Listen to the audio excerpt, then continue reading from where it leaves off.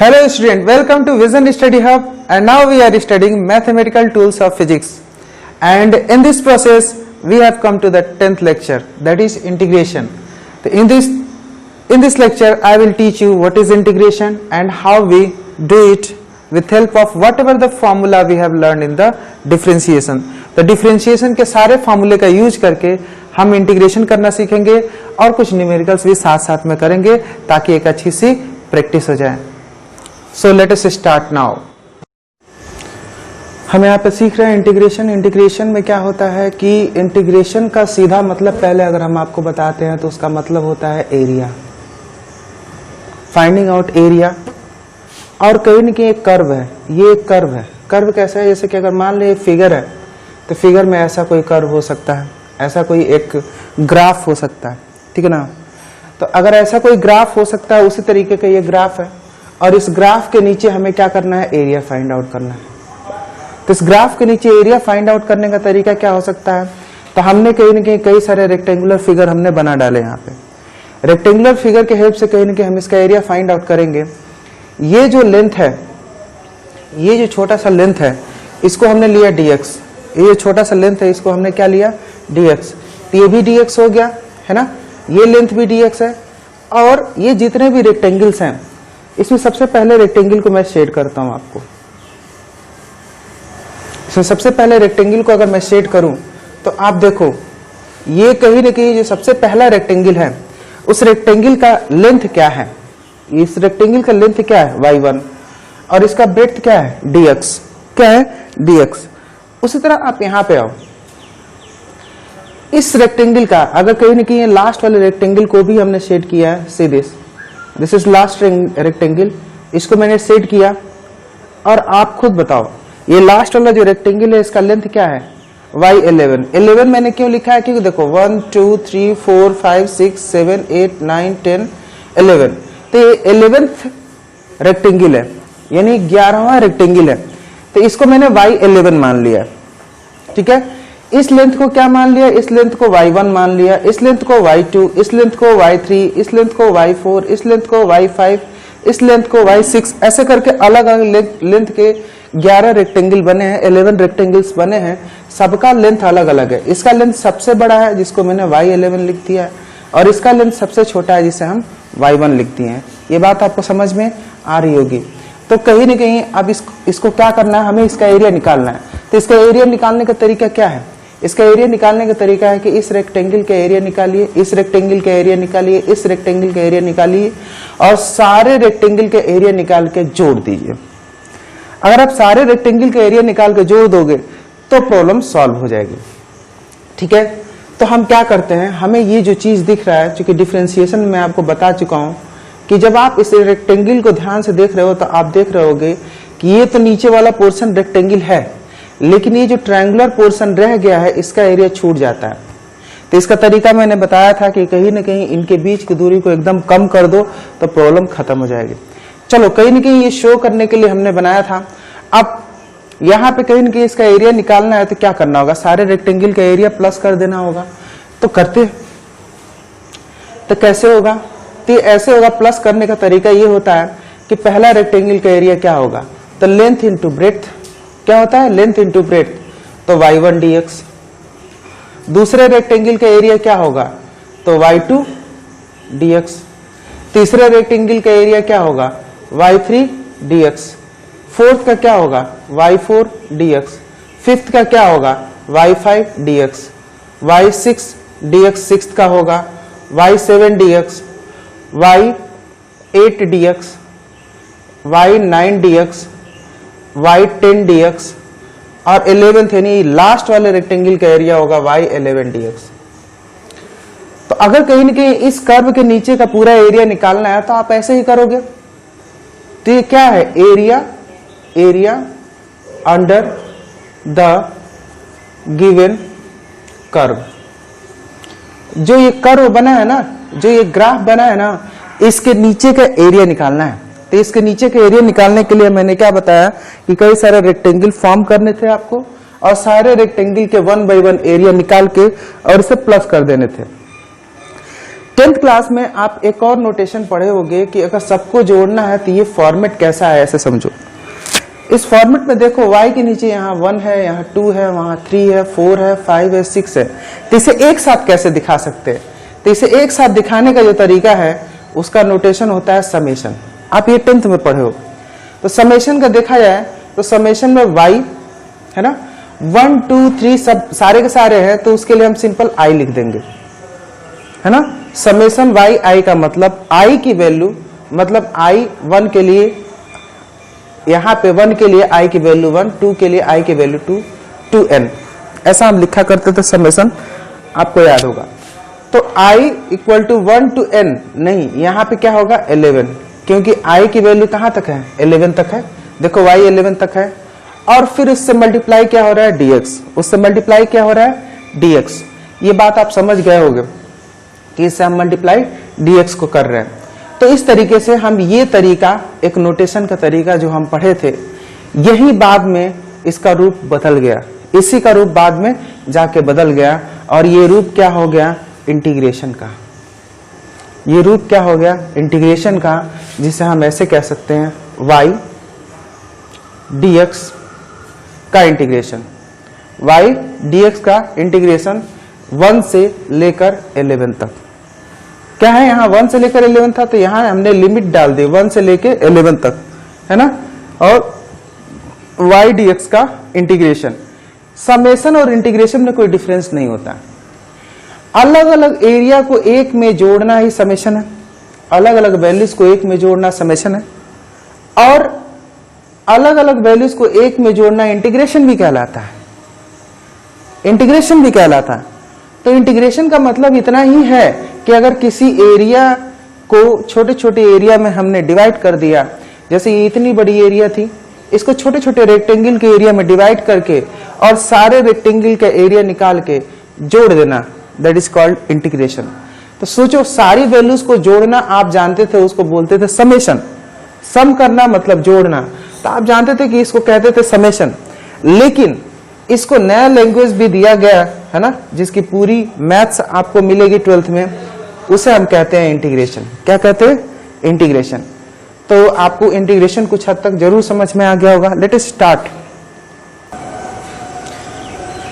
Integration के बारे में जो सबसे इंपॉर्टेंट बात आप कह सकते हो, it is reverse process of differentiation, and differentiation is reverse process of integration. वैसे तो डिफरेंशिएशन को एक्सप्लेन करने के लिए हम यूज करते हैं कि इंटीग्रेशन मतलब किसी का एरिया फाइंड आउट करना, और डिफरेंशिएशन मतलब उसका उल्टा, मतलब उसके छोटे छोटे पार्ट को कलेक्ट करना, है ना, छोटे छोटे पार्ट को में डिवाइड करना, दैट इज कॉल्ड डिफरेंशिएशन, और एरिया फाइंड आउट करने को इंटीग्रेशन। लेकिन समझने वाली बात है कि ये दोनों एक दूसरे का रिवर्स प्रोसेस है, एक दूसरे का उल्टा है। तो उल्टा कैसे? यहाँ पे डिफरेंशिएशन इसका देखिए, तो ये y इक्वल टू सी, मैं पहले बता चुका हूँ। अगर इसका डिफरेंशिएशन की बात करेंगे, हम किसकी बात कर रहे हैं डिफरेंशिएशन, पहले डिफरेंशिएशन की बात करेंगे। अगर डिफरेंशिएशन की हम बात करें तो कहीं ना कहीं y equal to C equal to क्या है dy बाई dx। अगर इसका हम निकालेंगे यानी इसका डिफरेंशिएशन करेंगे तो 0 हो जाएगा, मैंने बताया था। x का डिफरेंशिएशन 1 हो जाएगा, x पावर n का differentiation n x power n minus 1, e power x का differentiation e power x, ln x का differentiation 1 by x, a power x का डिफरेंशिएशन हमने बताया था कि पहले a पावर x लिख दोगे और फिर ln a, ऐसा मैंने बताया था। इसका डिफरेंशिएशन चेन रूल से होगा। तो चेन रूल हमने आपको समझाया था कि चेन रूल क्या होता है। हमने ये बोला था कि अगर मान ले e पे पावर x के बजाय कुछ और हो, जैसे देखो यहाँ पे कुछ और है तो कुछ और रहने दो। पहले ये सोचो कि e पावर x का डिफरेंशिएशन क्या होता है। तो e पावर x का डिफरेंशिएशन कितना होता है, तो e पावर x का डिफरेंशिएशन e पावर x ही होता है। तो e पे पावर कुछ भी है तो उसका डिफरेंशिएशन क्या होगा, e पे पावर वही। फिर उसके बाद से अंदर हम घुसेंगे, तो इसके अंदर क्या है, e के अंदर अब ये क्या दिख रहा है, तो इस फंक्शन के अंदर जो दिख रहा है 4x प्लस 5, तो इसका डिफरेंशिएशन करेंगे। किसका डिफरेंशिएशन करेंगे, 4x प्लस 5। 4x प्लस 5 का डिफरेंशिएशन करोगे तो क्या होगा, यहाँ मैं फिर से लिखता हूँ 4x प्लस 5 का डिफरेंशिएशन करोगे तो क्या होगा।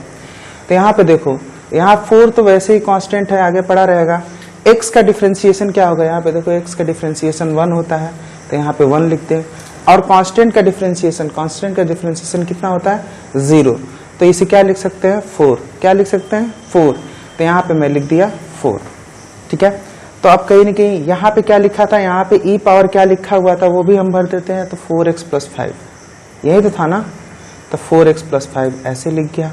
फिर इसका दोबारा डिफरेंशिएशन किए, तो कहने का मतलब ये है कि पहले इसका डिफरेंशिएशन लिखा, फिर उसके बाद से उसका अंदर जाके जो वैल्यू उसका दोबारा डिफरेंशिएशन किए, तो वैल्यू आया 4e पावर 4x + 5, ऐसा हो गया। तो हम लिख दे यहाँ पे 4e पावर 4x + 5। अच्छा, आप एक पैटर्न भी देख सकते हो, यहाँ पे देखो x के बगल में जो कोफिशिएंट है, x के बगल में जो कोफिशिएंट है उसी को तो आगे लिख दियो। आपको ये समझ में आ रहा है? तो कहीं ना कहीं अगर यही चीज है तो इस चीज का हम ध्यान रखें कि x के बगल में जो कोफिशिएंट है इसमें x का पावर 1 होना चाहिए, तभी ऐसा होगा, लेकिन आपको ऐसा ही मिलेगा मैक्सिमम। तो x के बगल में जो कोफिशिएंट है, जो वैल्यू 4 है, उसको डायरेक्ट आगे लिख दो तो भी काम बन जाएगा। तो कहीं ना कहीं इस तरीके से अगर ऐसी बात है तो हम आगे करते हैं इसी तरीके से। तो मैं इसका करता हूं, तो आप देखो y इक्वल टू इसको हम देखते हैं, y equal to ln 3x + 7 है ना। अगर इसका डिफरेंशिएशन करना है, तो कैसे करोगे आप? तो इसका डिफरेंशिएशन करना है तो हम पहले देखते हैं कि यार ln x का डिफरेंशिएशन क्या होता है। तो ln x का डिफरेंशिएशन 1/x होता है, लेकिन ln कुछ है, ये तो ln कुछ है तो इसका क्या डिफरेंशिएशन होगा 1/कुछ। बात समझ में आ रहा है? तो जो भी है वो 3x + 7 हो गया कि नहीं। उसके बाद से क्या है, 3x + 7 का डिफरेंशिएशन करेंगे, तो 3x में 3 तो ऐसे ही रहेगा, x का डिफरेंशिएशन 1 हो जाएगा और 7 का डिफरेंशिएशन 0 हो जाएगा। तो आप इसे ध्यान से देखो, 3 × 1 3/3x + 7, क्लियर है। तो कहीं ना कहीं यहाँ पे dy/dx हम फिर से लिख सकते हैं इसका डिफरेंशिएशन, ये तो आ गया है, लेकिन मैं डायरेक्ट ये बात कहूं कि ln समथिंग का डिफरेंशिएशन क्या होगा, तो 1/3x + 7, और फिर मैंने बताया था जो x का कोफिशिएंट है उसको क्या कर दो, ऊपर लिख दो। डायरेक्ट मैंने ये बात बताई थी, देखो इतना ही आंसर आया है। आप यहां से देखो, अगर कहीं ना कहीं किसी x है, आप यहाँ पे देखो y = x है, तो x का डिफरेंशिएशन करोगे तो कितना आएगा 1, x का डिफरेंशिएशन करोगे तो कितना आएगा 1। तो x का डिफरेंशिएशन जब हम करते हैं तो आता है 1, मैंने 1 लिख दिया। तो x का डिफरेंशिएशन 1 हुआ, ठीक है ना। तो 1 का इंटीग्रेशन क्या होगा, अब आप समझ गए होंगे। 1 का इंटीग्रेशन लिखने के लिए हम ऐसे हम सिंबल लगाएंगे और इसमें dx का मल्टीप्लाई करते हैं, क्योंकि ये फॉर्मेट मैं अभी डिस्कस कर चुका हूं। ये फॉर्मेट क्या था, अगर किसी का इंटीग्रेशन करना हो तो कौन सा चिन्ह लगाते हैं, ऐसे लगाते हैं, फिर उसके बाद से जो फंक्शन है ना, उसका y dx करते हैं। नहीं, देखिए यहां पे सिंपली क्या है कि अगर y की वैल्यू x है, तो y की वैल्यू अगर x है तो डिफरेंशिएशन कितना हो रहा है 1, डिफरेंशिएशन कितना हो रहा है 1, ठीक है ना। y की वैल्यू x है तो डिफरेंशिएशन 1 हो रहा है। तो इसका उल्टा क्या होगा, अगर y की वैल्यू 1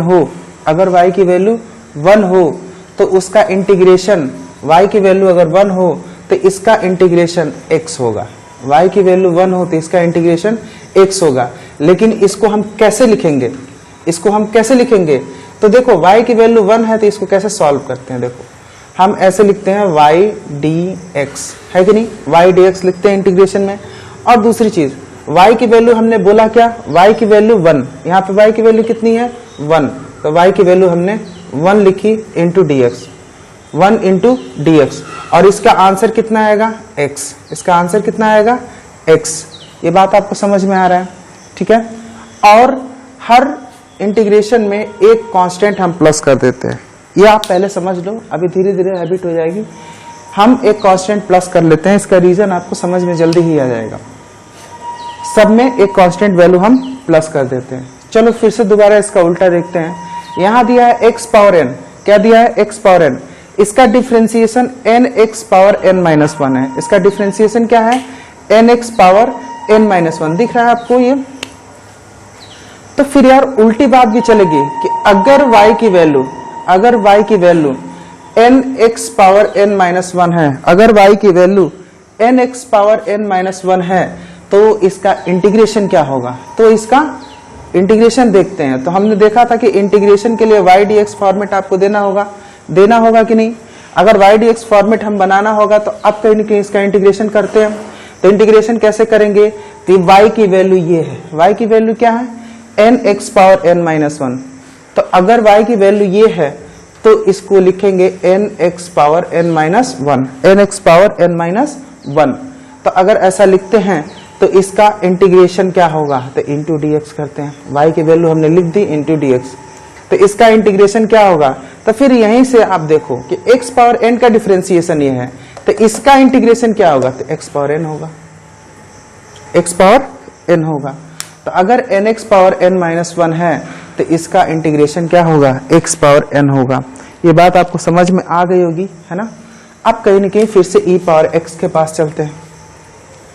तो e पावर x का डिफरेंशिएशन वही होता है, तो इंटीग्रेशन भी वही होगा कि नहीं? तो कहीं न कहीं अगर y equal to e power x लिखा है तो उसका इंटीग्रेशन क्या होगा? तो उसका इंटीग्रेशन लिखने का तरीका क्या है? y dx लिखते हैं। आपको ये समझ में आ गया होगा। y की वैल्यू क्या है? e power x into dx, और इसकी वैल्यू क्या हो जाएगी? e power x। इसकी वैल्यू क्या हो जाएगी? e power x। लेकिन मैंने एक गलती करी है सब में, आप देखो ये चीज मैं छोड़ा हूं, वही याद रखना है आपको। कांस्टेंट एडअप करना है आपको, कांस्टेंट इसमें ऐड करना है, इसी बात का ध्यान रखना है। आपको समझ में आ रही होगी मेरी बात? ठीक है, ठीक है। फिर कहीं न कहीं आगे चलते हैं, यहाँ पे ln x वाले पे चलते हैं। तो हमने जो सीखा है उसी का यूज कर रहे हैं। अगर y की वैल्यू 1 अपॉन x है, अगर y की वैल्यू 1 अपॉन x है तो इसका इंटीग्रेशन करने के लिए क्या लिखेंगे? y dx। y की वैल्यू क्या है? 1 बाई x dx। तो आपको कहीं न कहीं ये बात दोबारा नहीं समझानी पड़ेगी कि इसका इंटीग्रेशन क्या होगा? ln x। तो 1 बाई x अगर y की वैल्यू है तो उसका इंटीग्रेशन क्या होगा? ln x। यानी प्रोसेस एकदम उल्टा चल रहा है, ठीक है? प्रोसेस एकदम उल्टा चल रहा है। अब कहीं न कहीं यहाँ पे भी ये बात आ गई, वो क्या है कि अगर कहीं न कहीं y की वैल्यू, अगर y की वैल्यू यहाँ पे देखिए इसका डिफरेंशिएशन है। अगर y की value a power x ln a है, अगर y की value a power x ln a है तो इंटीग्रेशन क्या होगा? इंटीग्रेशन क्या होगा? तो y की वैल्यू क्या है? a power x ln a, y की value a power x ln a dx। तो इसकी वैल्यू क्या हो गई? तो इसकी वैल्यू सिर्फ उसी रूल के हिसाब से फटाफट आप क्या लिख दोगे? a power x plus c लिखोगे आप, ठीक है ना यार? प्लस c हम बार बार क्यों लिख रहे हैं? यही बात आपको थोड़ा थोड़ा दिमाग में आ रही होगी, हिट कर रही होगी कि प्लस c क्यों लिखा जा रहा है। तो प्लस c सबके साथ आएगा, क्यों? क्योंकि एक चीज सोचो, यहाँ पे देखो, अगर हम कांस्टेंट का डिफरेंशिएशन कर रहे हैं तो कितना आ रहा है? 0। कांस्टेंट का डिफरेंशिएशन कर रहे हैं तो कितना आ रहा है? 0। तो इंटीग्रेशन करते समय भी इसके बारे में कुछ सोचना पड़ेगा। आप खुद सोचो कि सब में तो 0 एड ऑफ है ना, जितना है इसमें 0 सब में तो है जुड़ा हुआ। तो अगर कहीं ना कहीं कांस्टेंट का डिफरेंशिएशन 0 हो रहा है तो कोई भी कांस्टेंट वैल्यू होगी, अगर आप उसका डिफरेंशिएशन किए होगे तो उसका आंसर 0 आया होगा। अगर आप इंटीग्रेशन कर रहे हो तो वैल्यू कैसे मिलेगी? अगर मान के चलो कि किसी के साथ भी डिफरेंशिएशन करते समय, है ना, किसी के साथ भी डिफरेंशिएशन करते समय अगर c जुड़ा हो, मान लो यहाँ c जुड़ा है, ठीक है यार, पूरा ये वीडियो खराब कर रहे हैं हम। बहुत कॉम्प्लेक्स हम इस बात को नहीं करते हैं, हम कहीं ना कहीं इसका उल्टा ये बात भी समझाना चाहते हैं जो हम इंटीग्रेशन में याद करते हैं कि x पावर n इसका इंटीग्रेशन है, मतलब इसका डिफरेंशिएशन अगर ये है तो इसका इंटीग्रेशन ये होगा कि नहीं? तो अगर कहीं न कहीं n की जगह पे n+1 होता तो इसकी वैल्यू n+1 हो जाती, और ये क्या है? n+1 x power n। आपको ये बात समझ में आ रही होगी। अगर n की जगह मैं n+1 लिख दूं, ठीक है ना, तो यहाँ पे क्या है? n की जगह n+1 हमने लिखा और x की पावर n-1 है। तो आप देखो n-1 है तो n-1 पढ़ा है, मैंने कहा कि नहीं यार n की जगह n+1 लिखो, तो n की जगह n+1 जो ही लिखे तो ये क्या हो जाएगा? अगर 1 से 1 माइनस हो जाएगा तो ये बचेगा n। तो ये बात आपको समझ में आ गई कि n-1 की जगह पे अब क्या हो जाएगा? n। मैंने बस यही बोला कि n की जगह पे n+1 रखो। अब आप समझो यार इसका इंटीग्रेशन अगर ये है, इसका इंटीग्रेशन अगर ये है, तो अगर कहीं न कहीं मैं इसे इरेज कर देता हूं और ये इरेज करके मैं क्या करता हूं, इसके नीचे लेते आता हूं, ये इरेज करके मैं क्या करता हूं, इसके नीचे लेते आता हूं, तो क्या आपको ये बात समझ में आ गई कि y equal to X power n का integration x power n plus 1 upon n plus 1 होगा। क्या आपको ये बात समझ में आ गई? यानी मेरे कहने का मतलब कि इसी से जाके ये भी बना है ना। तो y power x power n मैं देखो यूज क्या किया हूं, फिर से समझो। मैंने इसका यूज किया है कि इसका डिफरेंशिएशन ये होता है ना। हमने लिख दिया x पावर n का डिफरेंशिएशन ऐसा होता है। फिर मैंने कहीं न कहीं जो फॉर्मूला आपको इंटीग्रेशन में मिला है वहां तक पहुंचाना था, तो मैंने कहा यार n की जगह पे n प्लस 1 रख दो, तो n की जगह पे मैंने n प्लस 1 रख दिया, ठीक है। फिर यहाँ n प्लस 1 आपने रखा था, है ना। यहाँ n माइनस 1 है तो ये n हो गया। अब n प्लस 1 को यहाँ नीचे लेते हैं, तो अब कहीं न कहीं इंटीग्रेशन में क्या देख सकते हो कि अगर x पावर n का इंटीग्रेशन होगा तो इसका वैल्यू क्या होगा, x power n plus 1 upon n plus 1। यही बात जो है आपको याद रखनी है, क्योंकि ये बना इसी से है, but you can keep it in your mind. इस बात को आपको ध्यान में रखना होगा। मैं सारी चीज को प्रॉपर लिखता हूं अब।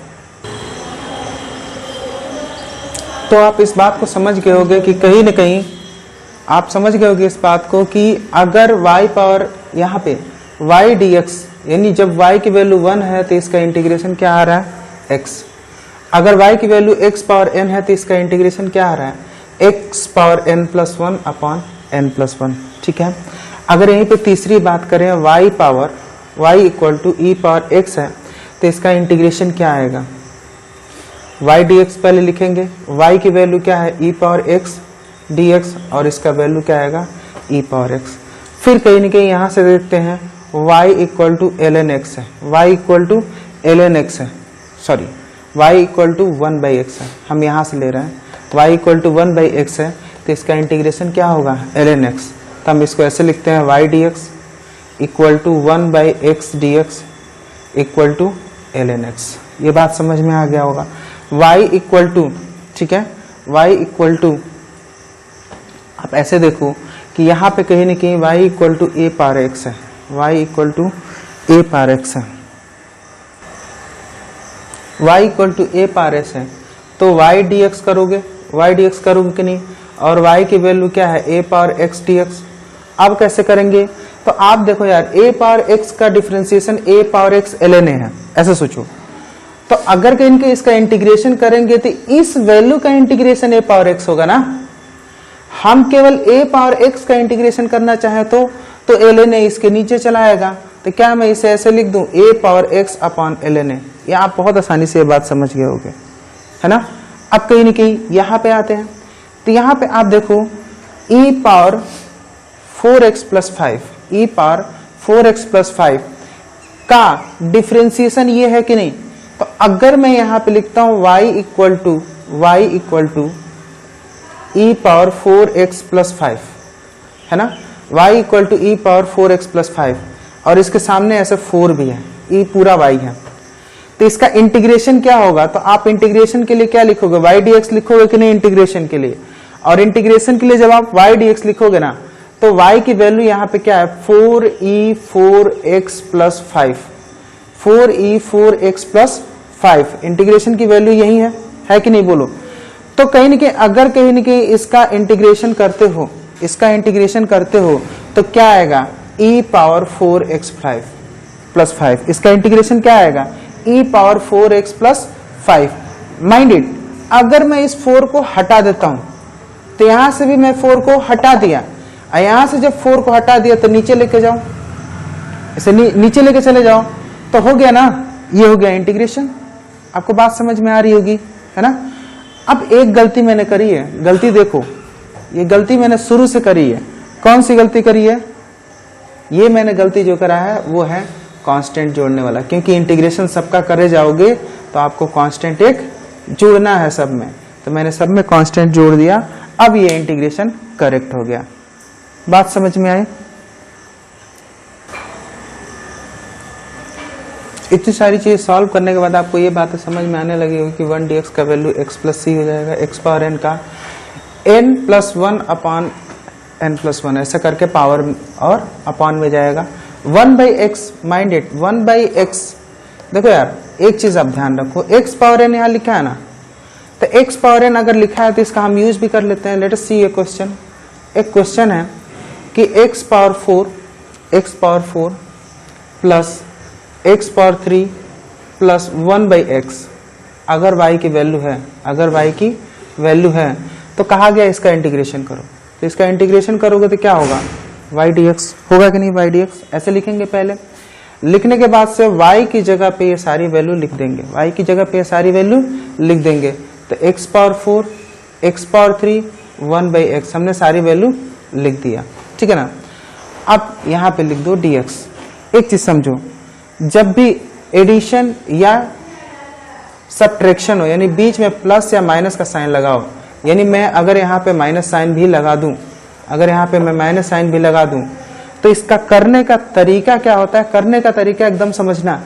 अगर प्लस या माइनस लगा होता है तो सिंपली आप अलग अलग सबको बांट दो ऐसे, ठीक है।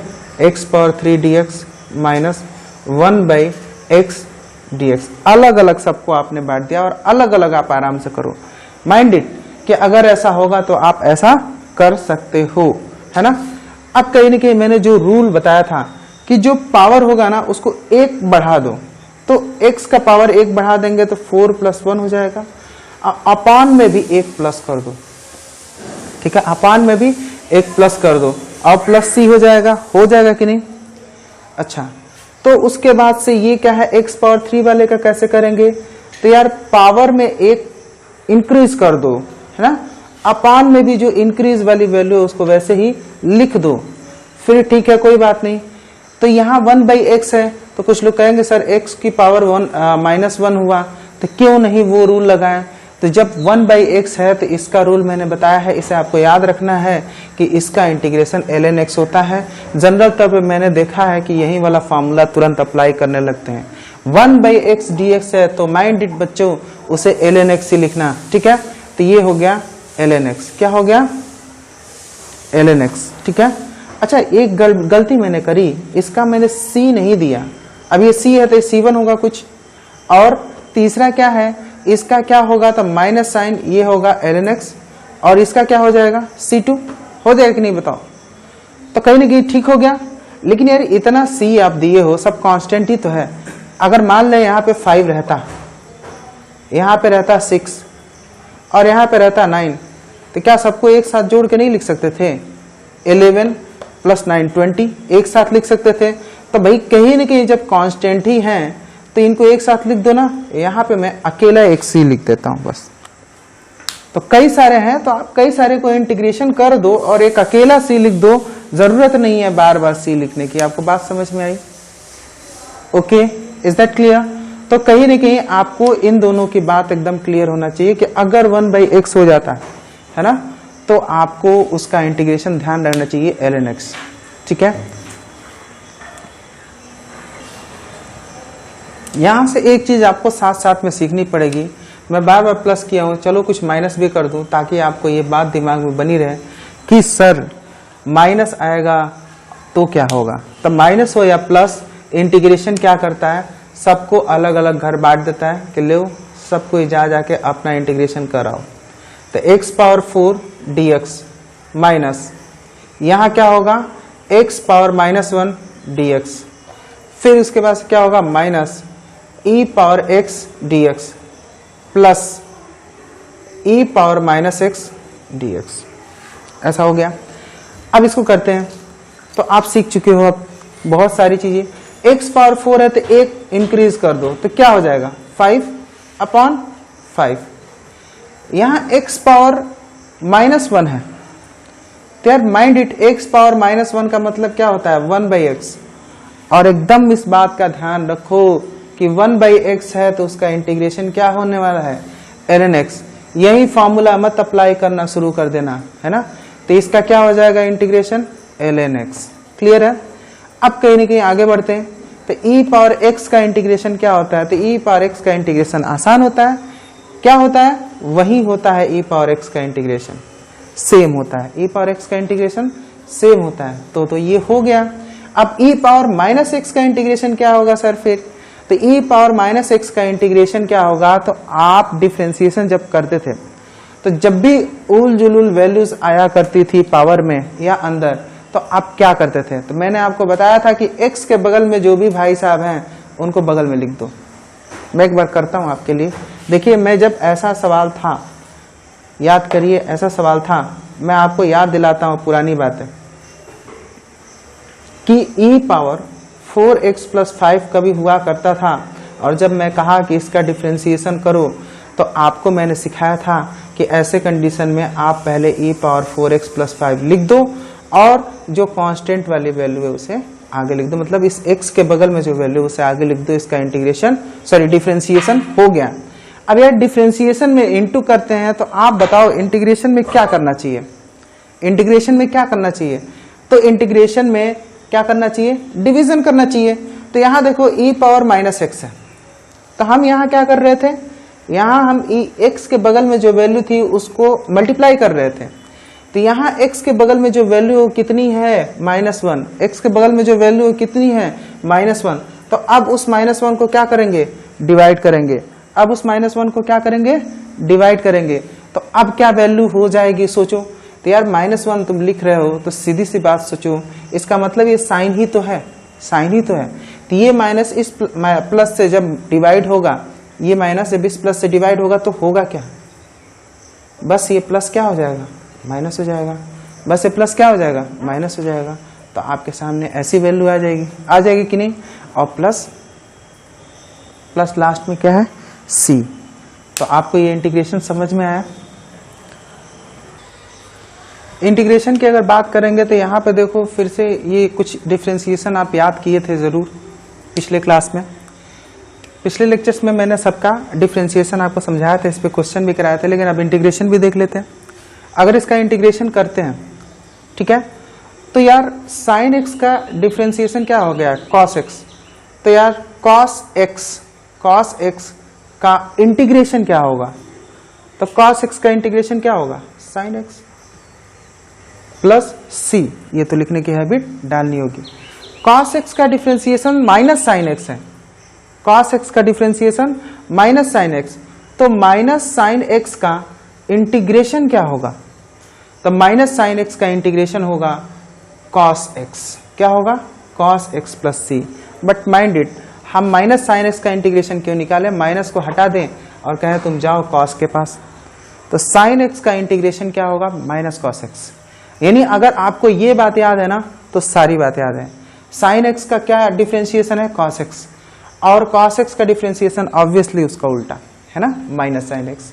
ठीक है, इंटीग्रेशन में जाएगा तो कॉस एक्स का इंटीग्रेशन क्या हो जाएगा, साइन एक्स, और यहाँ पे अगर कॉस एक्स का डिफरेंशिएशन माइनस साइन एक्स है तो साइन एक्स का हो जाएगा माइनस कॉस एक्स। तो अगर आप ये चीज याद रखोगे, सब उल्टा उल्टा चल रहा है, अगर एक कंफर्म रहेगा आपको तो सारा करेक्ट होगा, ठीक है ना।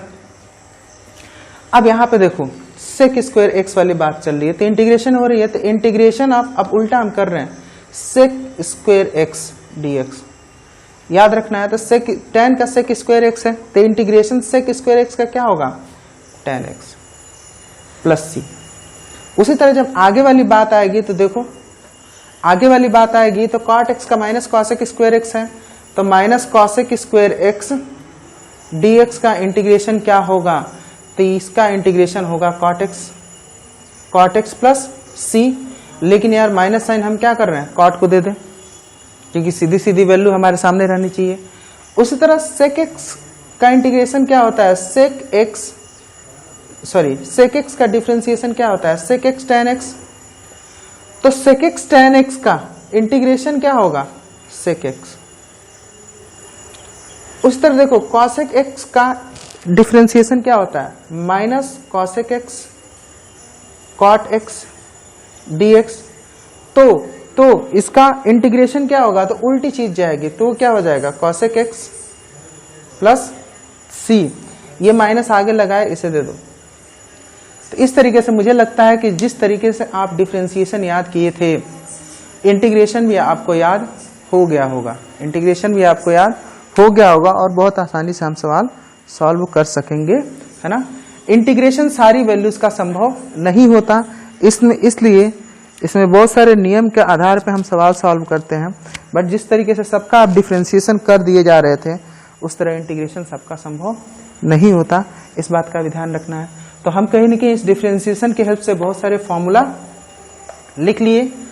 आपको अगर ये फॉर्मूला याद है तो ये फॉर्मूला याद करना आपके लिए आसान है, और अगर डिफ्रेंशिएशन के 3 लेक्चर्स अगर आप बहुत आराम से देखे और उसे प्रैक्टिस किए हो तो शायद अब आपको इंटीग्रेशन के जो फॉर्मूले हैं उसको याद करने के लिए ज़्यादा जद्दोजहद करनी।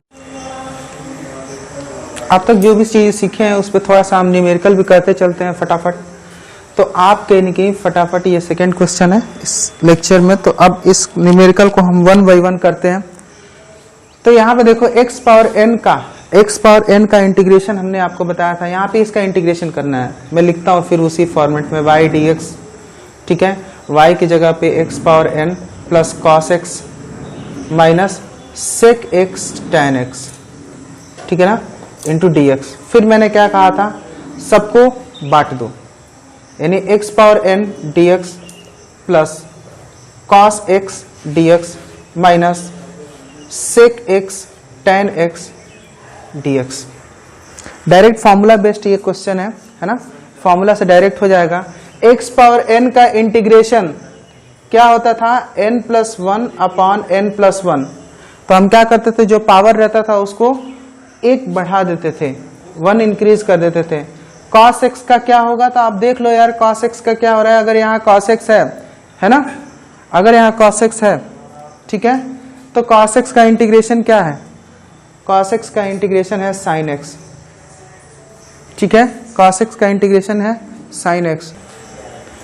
तो यहाँ पे देखिए कहीं ना कहीं sec x tan x का डिफरेंशिएशन, देखिए sec x tan x का डिफरेंशिएशन लिखा है sec x, तो हम यहाँ पे क्या लिख देंगे, sec x plus c। Clear है। तो आपको समझ में आ गया होगा कैसे करना है इंटीग्रेशन, डिफरेंशिएशन की तरह ये कुछ चल रहा है। तो यहाँ पे तो एक बात समझ जाओ आप, आपके सामने एक क्वेश्चन है, क्वेश्चन नंबर ऑब्वियसली 3 है।